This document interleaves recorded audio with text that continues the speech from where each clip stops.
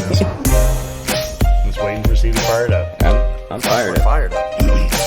I'm eating some pizza too. I'm not leaving until I get some pizza in my belly. Same. Yep. All right, well, let's get started. This is Two Homers and a Realist. We're going to do the post-spring game pod in accelerated fashion so that we can avoid the tornadic activity and the other hailstorm that's going to rain It's an overreaction. destruction down upon everyone, according to the weatherman. But to start us off, I'm Steve. Lucas. Jay. And Connor. All right. Well, we just witnessed history being made, the biggest, most well-attended spring game in OU football history. Maybe ever. It Maybe was- ever. 75,360 Well, is the that's what I said in reported history. number. Oh, I thought you said OU history. I meant ever, like in college football history. No, Nebraska has sellouts every time. Really? Yeah. Yeah. There's nothing to do in Lincoln. That's also true. But I was pretty positive on what I saw. It's hard to take a lot out of a spring game, but I think that the atmosphere is amazing. The attitude, the culture, what Venables brought, seeing all the former players. Obviously, the Baker Mayfield stuff was amazing. And I think all of that, I take a lot of positives away, that things are moving in a very big and amazing direction of positive change, improvement, a culture change. So I'm pretty stoked about all of that. What do you guys think about that and the game? Yeah, for me, the on the field stuff, it's really hard to tell, but I actually felt like the DBs were kind of all over our receivers. I don't know if that means they couldn't create a bunch of separation or if it was a combination of the both just played. If the DBs just played well, I don't know.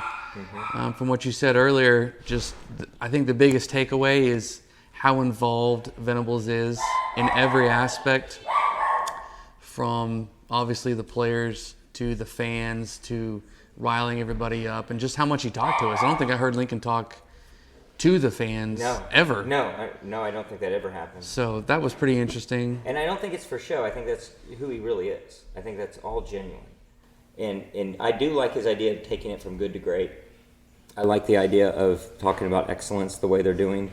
I think it's an attitude of excellence. I don't know if you guys saw all the stuff about the article in the Atlantic was about Turnip Seed and about Venables and what they're trying to do and trying to take it to that elite level. It was a pretty amazing story about what they're trying to accomplish. I'll send it to you if you haven't seen it.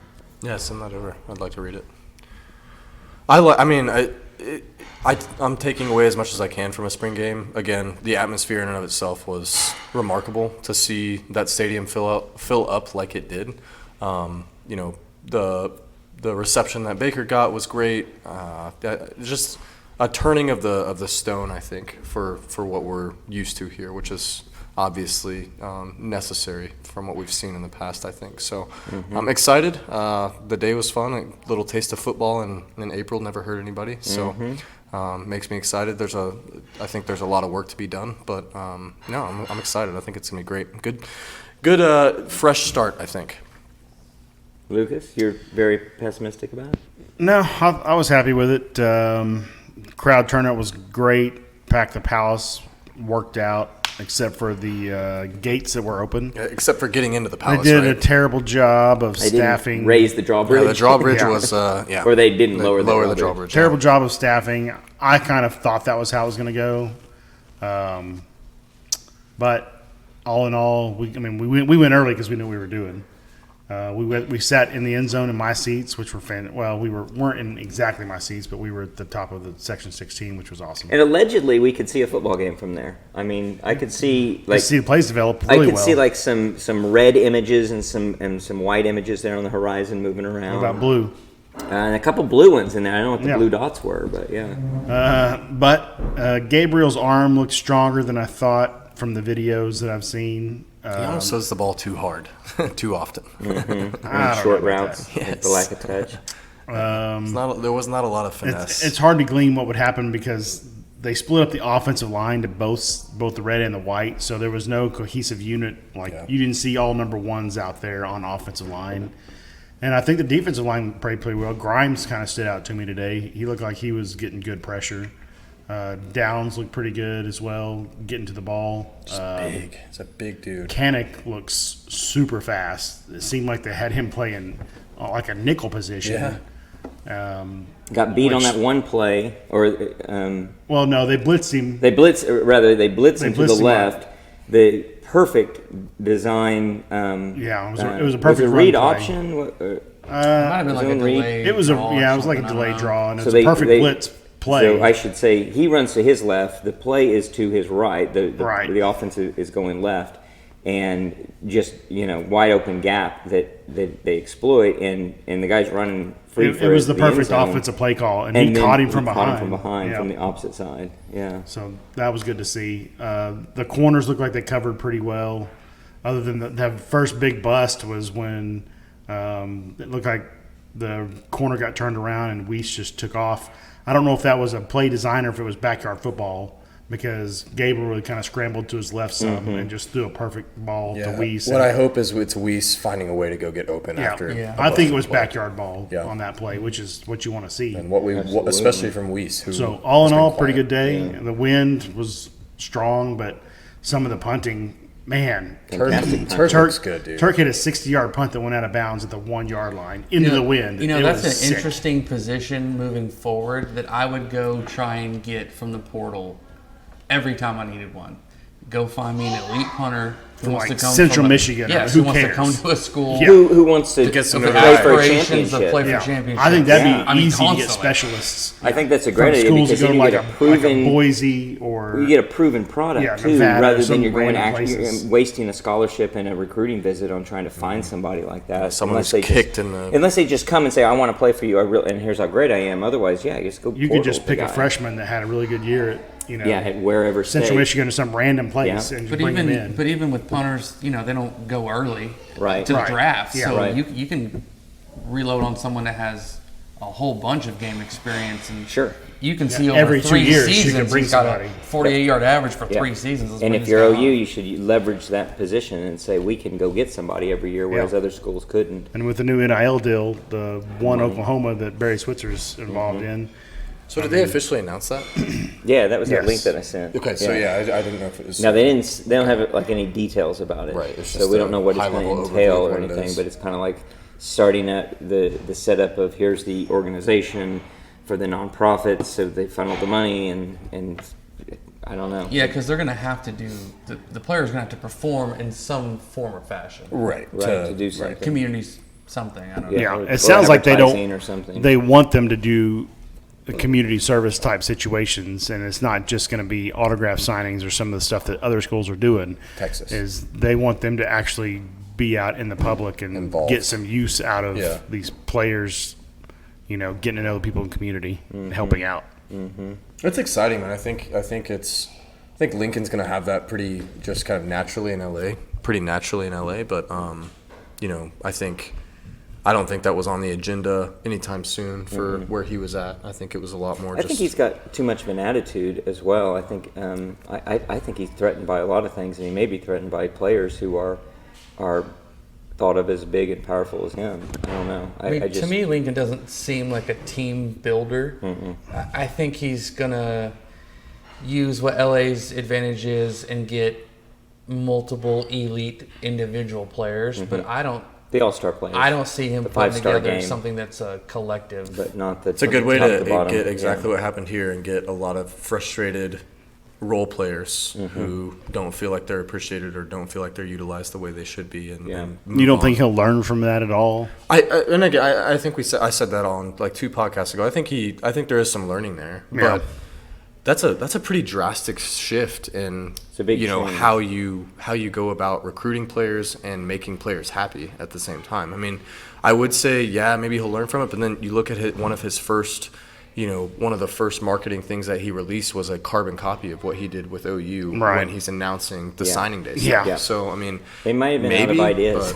but- so I don't know. We'll see. Time will tell. I like our position in all of those regards a lot more today than because I think we learned a lot. I think we grew up a lot, maybe in regards to all kinds of things like what we need in terms of coaching and support staff and all the other aspects of the game. Sometimes you need changes like this to get you off of high center and get you to put the resources forward the way that you need to excel at the next level. I'm thinking specifically about moving to the SEC. And so it's a little bit of a learning or irony for us that we got to that point only by losing Lincoln Riley. And maybe it wouldn't be there, probably wouldn't be where we're seeing it today, both because Lincoln Riley wasn't orchestrating it and we weren't as willing as an organization, as an administration, to do the things that we're doing today. Here's an interesting question that we haven't talked about. If Lincoln stayed, would you be more positive coming into this next season, or are you more positive now with Venables? Hard to say, obviously. really hard to say. I would Completely say different teams. I think, at that's least. a great question. What do you think? I mean, I just think, think about if Lincoln stays. Yeah, you probably lose a couple of those role guys. I mean, you lose a Weiss, you lose a Mims. But Those are that's huge. It though. is huge. I mean, considering what we have, It's really but huge. you do and keep, they were recruiting no receivers, and which you, was but so you, odd. you do keep a core. You keep a Caleb Williams. You keep some of Mario you, Williams. You keep Mario Yeah. Williams. Hazelwood probably stays. Hazelwood. You yeah. still have a massive 2023 Who knows? recruiting class coming in with who you have The California signed, kids. The California kids. Yeah. So it's just Those- a completely those are different for dynamic. next year, but yeah, yeah. but I'm just saying, but that builds into the feeling of like, oh, we're on this roll, right? We're on this roll of what. Well, we're some of doing. those guys So- are signing. They were signed this year. They will be playing in 2022. Just the Relique Brown kid. Yeah. The other Relique ones, Brown. the I other think- ones are for 2024. I think I class. would have been really disappointed with the way the season ended, and I don't know how optimistic I would have been. You would've- I would have probably been in the same situation that I was going into last year, where I said we'll probably lose 2 games. Let's assume we win the bowl game in your hypothetical here. We play Oregon and beat them under Lincoln Riley. So same circumstances as much as we can. I want to try. It's hard for me to say, but I think honestly I would not have been as hyped and optimistic as I am now. No. For everything. And it's hard for me to separate where I'm thinking about this program versus 2022. Correct. I might have had the same expectations for 2022 as I do now, but I definitely think my idea of where we are and where we're headed would be drastically different. I feel it in me, honestly, because and I think the guys on the unofficial 40 said this too, we needed this to happen to like remove our blinders. And now we see the world a little more clearly. Yeah. I think I see the world more clearly to think that my expectations of coming into a Lincoln Riley 2022 being as positive as they are for me right now would have been a mistake on my part, over optimism, if under that hypothetical and he's still here. Even though it's the same, I just don't believe in it anymore. And again, I'm tainted a little bit, so it's hard to separate that. I think for me, the way the offense looked the last 2 seasons, the luster had kind of worn off on this just unstoppable play Yes. calling, play Absolutely. design, Absolutely. Right. player stuff. And then the defense actually looked like we were taking that step. It looked like Yeah. Grinch was kind of going to get us into Last that. year, The year before last 2020, yeah, 2021. 20 and 21 defense. right. See, I'm I've sorry. I'm just mixing up my years, but anyways, COVID it year. looked like Grinch Yes. was taking us in the right direction, Yeah. and then that fell back as well. Yes. Yeah, okay. And I'm so totally with you there. combining Yes. that with Yes. the offense having a couple of years of just Right. not being this unstoppable force. Yeah. The future. The way you know, 21 ended defensively, in addition to how it went the entire time offensively, was giving us all questions. I mean, I think we could go back and listen to our pods prior to, including the post game of the OSU game, prior to him leaving, and I think you're going to see us questioning and frustrated. We're definitely frustrated. We're talking about players out of position. What's this rotation business? All of that. So, and lack of production just in general. And it could have been very vanilla today, but I was expecting more busts on defense today. I would agree. Or even more busts on offense. Both sides of the football. Both sides didn't honestly. have did not have busts. They did not have Not busts. glaring. No, no. That's a good point. That's a really good point. Definitely saw some flashes of impressiveness out of different players. I thought the defense just hit hard in general. I saw physicality across the board. The running back situation looked really good. Those running backs ran hard, ran well. Yeah. Micah Barnes looked yeah. just Barnes looked great. Micah at quarterback. Play the game, in my opinion. Yeah, it was 95-yard touchdown, and then later Flat-footed. stood in the pocket well and looked. I don't know. You're seeing a lot of glimpses, and I know that's just a backup role player at this point, but of different players looking pretty good. The receiving core that Weiss, Fruit got in there and made some good catches. Gibson Those has a were looking lot of good. potential as well as a freshman. Yeah, I mean, definitely. Stoops had So- quite a few short, 8-yard passes. Stoops is going to be that Yeah. guy. It But I think sounds- that's Levy's offense. It's It gonna looks be like that I guy. bet He might get a Walker. lot. The 29 running back, Tanai. No, I'm all out of whack today. Number sorry. 9. Oh, Willis. Willis. Willis. Braden I Willis, think yeah. Braden Willis and Stoops might have just possession catch after possession. Yeah, catch. Willis Their- didn't their get a whole stats lot might be today, great. but Yeah. but Stoops, I think, can have a. I mean, he may get a ton of catches for 7 to 9 yards Yes. because I think a lot of Levy's offense moving so fast is you just use the deep ball to keep people honest, but you do a lot of the intermediate passes And those you know, intermediate passes, as well as the run game, And the- obviously opens up. And the defense. bubble screens are essentially just a run game in this offense where you just take the snap, throw it straight one direction, hope your guy makes a couple people miss, and he's off to the races, or he just takes 3 or 4 yards and you're happy just like it's a 4-yard run. Yeah, the pace at the beginning of the game was impressive for sure. I mean, if that's any indication of what we're going to be seeing in the season, that's going to be talk about a momentum changing type of offense. That's crazy. It will be interesting to see because there are going to be a lot of plays ran, and if you aren't getting first downs and touchdowns, you wonder what Venables is going to think with his defense constantly. It'll be pretty indicative Out there. for sure. But hopefully, we get a lot of first downs and score, and the defense doesn't have to be out there much. Yeah. So overall, pretty impressed. Pretty happy about what we saw. Definitely happy about the state of the program, and was a very successful day in terms of recognizing Baker Mayfield, recognizing past grades, bringing the family back together. Any other closing thoughts? Wrapping up the podcast quick so we can get out of the storm. Yeah, no, it'll be fun. It'll be a fun few months going into this season. I think a lot to cover, a lot of work to be done, but a lot of positives coming out of today as well. So I'm excited. Yeah, just the overall direction of the program, Yeah, I think we'll have a couple people probably transfer out after this game because they only have a week to do so. And then who I think knows? he does actually interviews Monday with players. So Well, I Maybe mean, a few I could transfer see out. us picking up, like we talked about in the last podcast. I think 3 is about the over/under Yep. on some people leaving and some people coming in. Yeah. All right. It'll be fun. Until the next, we got one guy going to Mexico, but we may get a pod in Yep. soon after that. But until that time, Boomer Sooner. Boomer Sooner.